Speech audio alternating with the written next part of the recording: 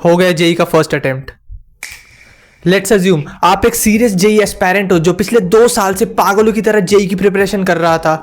Lectures, DPPs, notes, hi fi books, इतनी सारी चीजें करने के बाद भी जेई के फर्स्ट अटेम्प्ट में फेल हुए।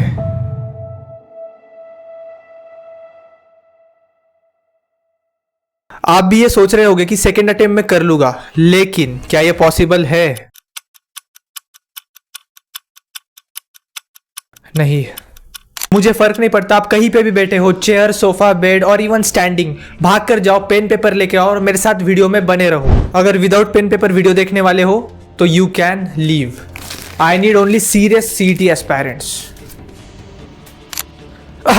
Okay, let's start. I will ask you 3 simple questions और इनके आंसर आपको वीडियो के एंड तक मिल जाएंगे और फिर आप एक परफेक्ट करेक्ट डिसीजन ले पाओगे आपके according. Look at results not efforts. आपके कितने परसेंटाइल आए हैं जेई मेंस के फर्स्ट अटेम्प्ट में?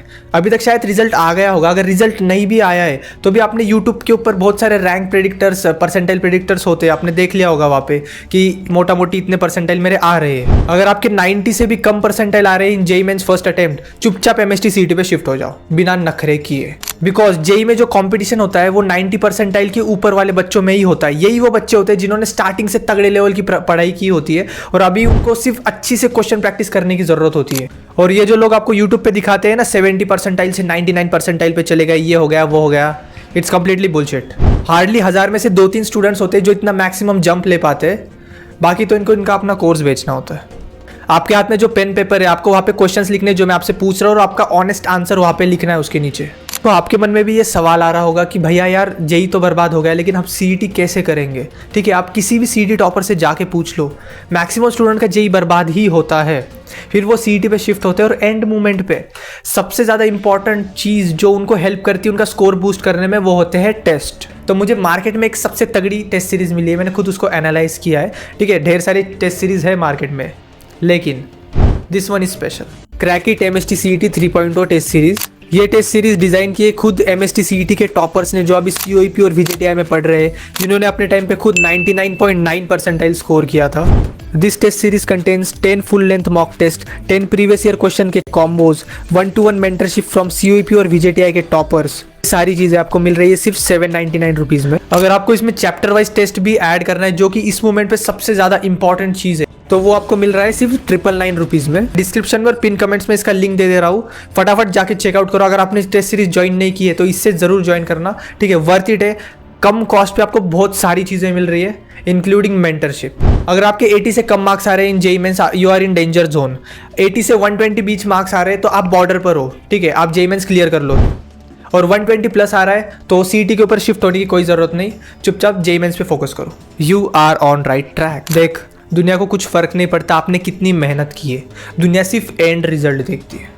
Harsh reality, efforts doesn't matter, the output matters. पिछले 1-2 साल से लगातार प्रिपरेशन करने के बाद भी आपका स्कोर बिलो 80 है तो चुपचाप एमएसटी सीईटी के ऊपर शिफ्ट हो जाओ। JEE is not your battlefield.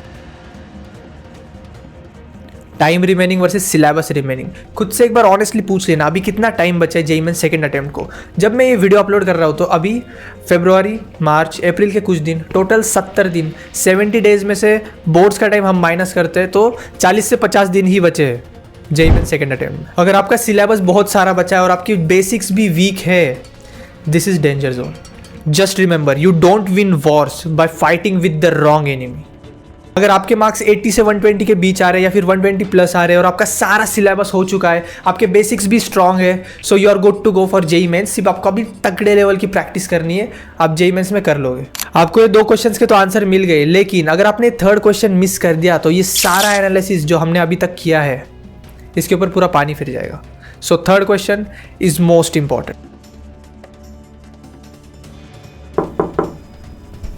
Your strength type. अगर आपके पिछले 2 क्वेश्चंस के आंसर क्लियर है तो इस तीसरे वाले क्वेश्चन के बाद आपको आपका डिसीजन लेने से कोई नहीं रोक सकता, या तक कि आप खुद नहीं रोक सकते। आप खुद अच्छे से एक प्रॉपर परफेक्ट डिसीजन ले लोगे। अगर आपको हर एक चैप्टर के अंदर का डीप लॉजिक और कंसेप्ट क्लैरिटी है, आपको मजा आती है कि चीज़ें डीपली अंडरस्टैंड करने में, आपको हर एक कोना कोना छोटी सी छोटी चीज़ पता है उस चीज़ के regarding, so you are good to go for JEE. अगर नहीं, आपको सिर्फ फॉर्मूलेस पता है, बेसिक आइडिया है चैप्टर का, so shift on CET. Strong maths, अगर आपका मैथ्स स्ट्रॉन्ग है, आप बड़े क्वेश्चंस देख के बिल्कुल डरते नहीं हो, आपको मैथ्स से प्यार है, तो you are good to go for JEE.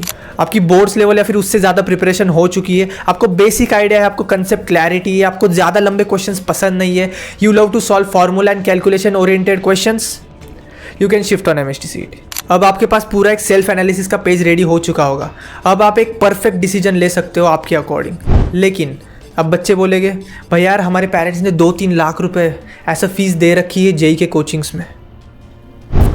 गलत, उन्होंने पैसे आपके सक्सेस के लिए दिए हैं, भले ही वो जेई से मिले या सीईटी से।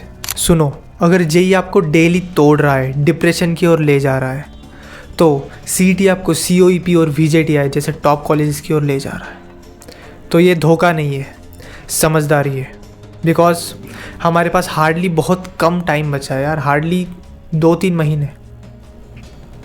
इसमें भी अगर आपका जेई भी नहीं हो गया, सीईटी भी नहीं हुआ, अब क्या करोगे? आपको ड्रॉप लेना पड़ेगा। और आप अगर ड्रॉपर हो तो आपको घटिया से घटिया कॉलेज में जाके इंजीनियरिंग करनी पड़ेगी। So it's completely useless. Winning is not about choosing the toughest exam. Winning is about choosing the exam you can win. So come on, you have to win.